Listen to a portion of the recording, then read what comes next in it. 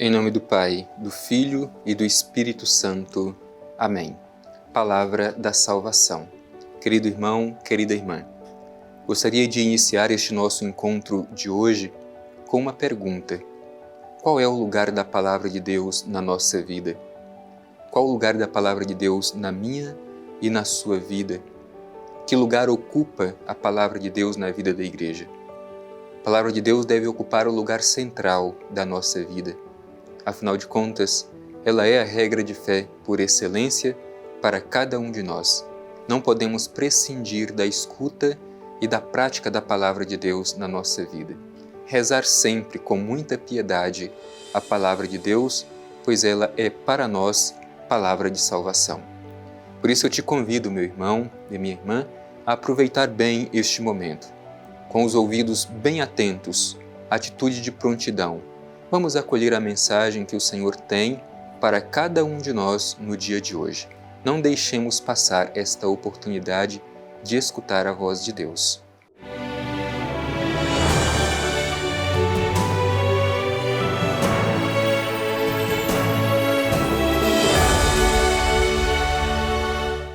Proclamação do Evangelho de Jesus Cristo segundo Lucas.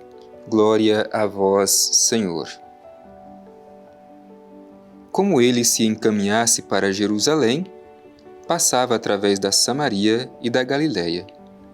Ao entrar num povoado, 10 leprosos vieram-lhe ao encontro.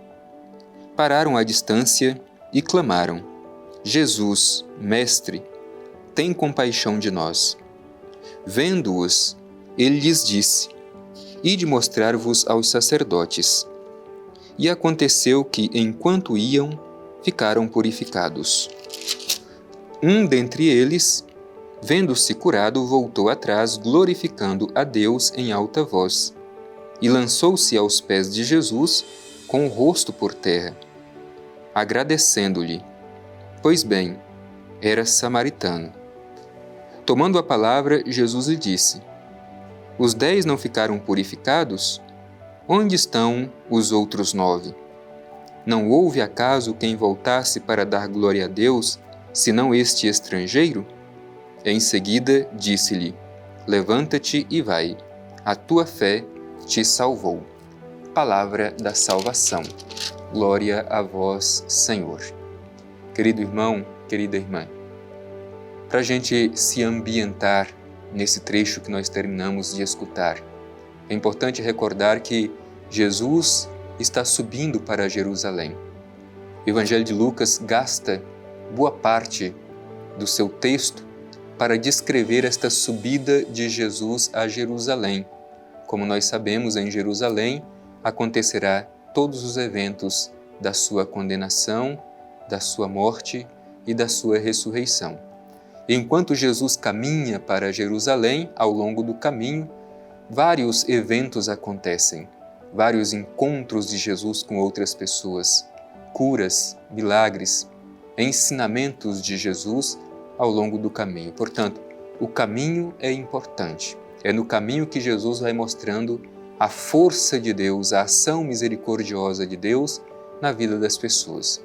E hoje, de forma especial, nós podemos contemplar o encontro de Jesus com este grupo de leprosos.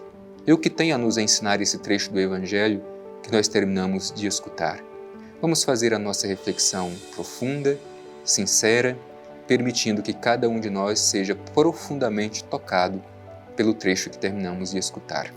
Bem, o Evangelho começa dizendo justamente dessa subida de Jesus. Como ele se encaminhasse para Jerusalém, passava através da Samaria e da Galiléia. Jesus é o grande missionário do Pai Eterno que caminha para realizar a sua missão.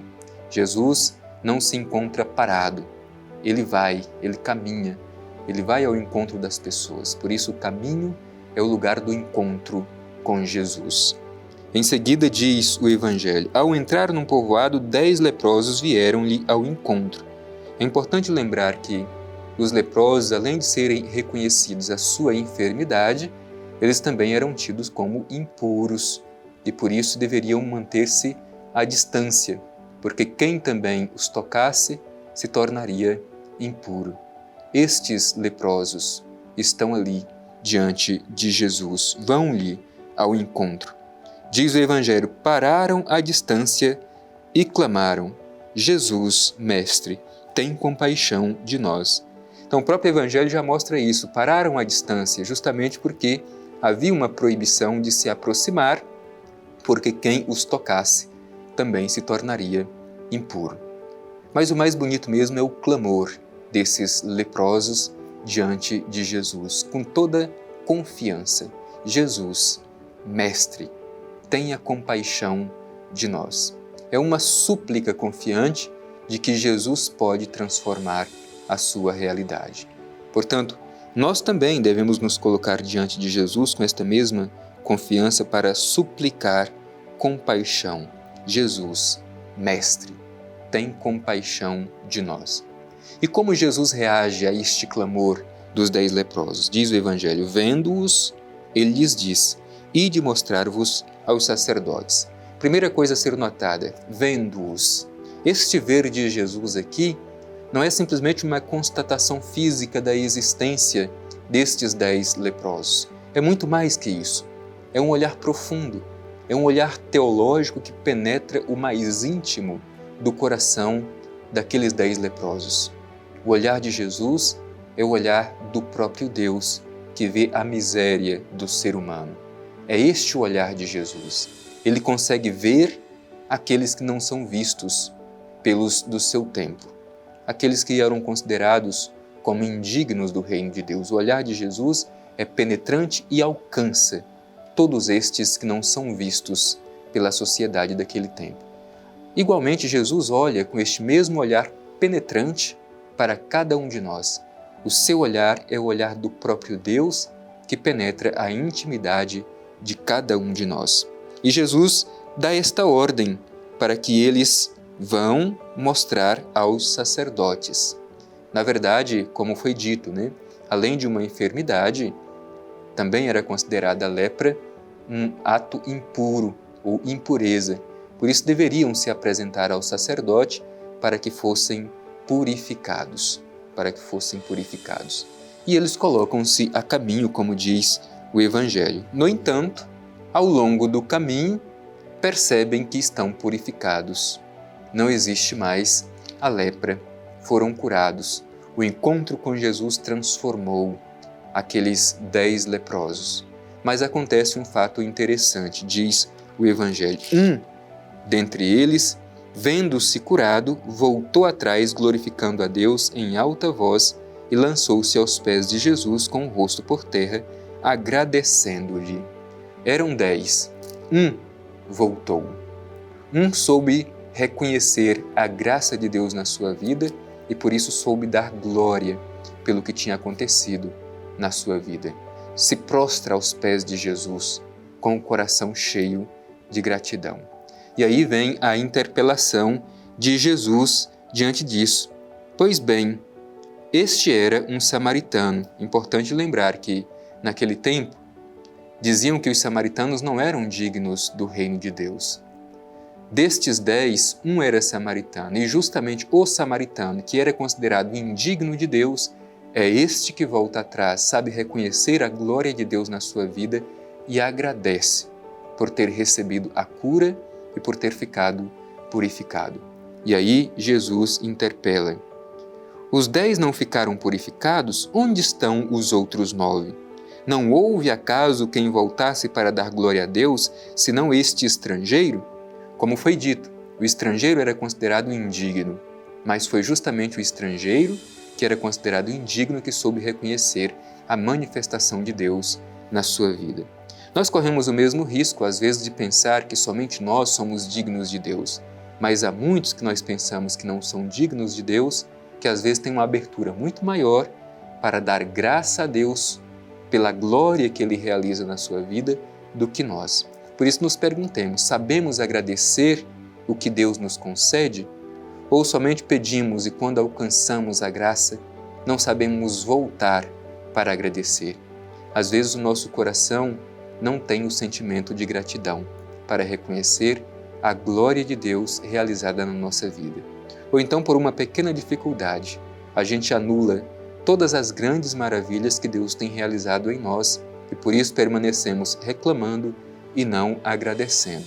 Eram 10 os que ficaram curados, somente um, e este um era estrangeiro, voltou para dar glória a Deus e agradecer pela sua purificação. Por isso o Evangelho se conclui com essa expressão de Jesus dirigida àquele estrangeiro: levanta-te e vai, a tua fé te salvou. A tua fé te salvou. Renovemos a nossa fé.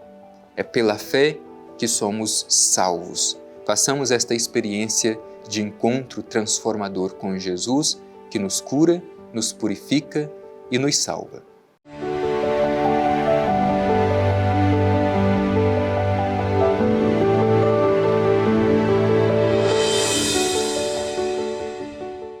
O Evangelho que nós ouvimos hoje nos fala da necessidade de ter um coração capaz de saber agradecer pelas graças que Deus realiza na nossa vida. Por isso vamos olhar para dentro de nós mesmos e nos perguntar se o sentimento de gratidão está plantado dentro de nós e se nós o alimentamos dia após dia. Saber agradecer as graças que Deus concede a cada um de nós. Por isso, com o coração cheio de gratidão, vamos nos dirigir ao Pai Eterno e agradecer todas as graças e benefícios que temos recebidos de Sua bondade. Voltando-nos ao Pai, façamos a nossa oração. Divino Pai Eterno, Deus de bondade e misericórdia, tantas graças alcançamos de Ti, ó Pai Eterno. Por isso aqui estamos para manifestar o nosso coração cheio de gratidão pelas maravilhas que de Ti nós recebemos. Obrigado, Pai Eterno, e ajude-nos a crescer na fé, experimentando sempre a mensagem do Evangelho de Teu Filho Jesus Cristo, para dar testemunho do Teu reino. Assim seja. Amém. O Senhor esteja convosco. Ele está no meio de nós. Abençoe-vos o Deus Todo-Poderoso, Pai, Filho e Espírito Santo. Amém.